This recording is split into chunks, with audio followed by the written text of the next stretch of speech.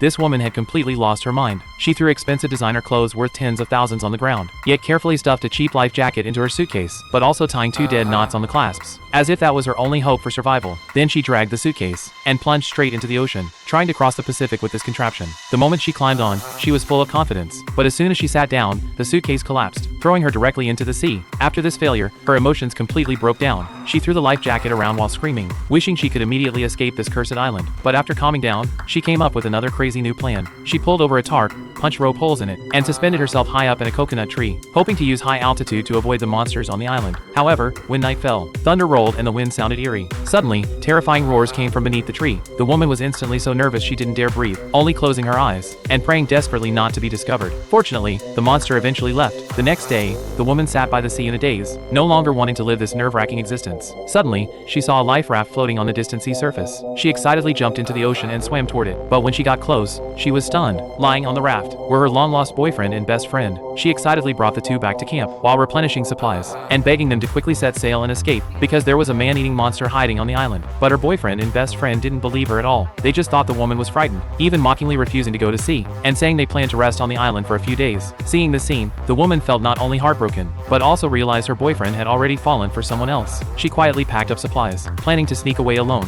While the two weren't paying attention, she quietly pushed the life raft toward the ocean. Just when she was about to succeed, her boyfriend and best friend suddenly discovered her whereabouts. The two came running, desperately trying to stop her from escaping. The woman kicked away her best friend and struggled free from her boyfriend, preparing to board the life raft and escape, but in the next second was dragged into the sea. When she woke up again, she was already tied to a tree, unable to move. They scolded her for being disloyal, trying to escape alone, but they could never have imagined that the real nightmare had only just begun.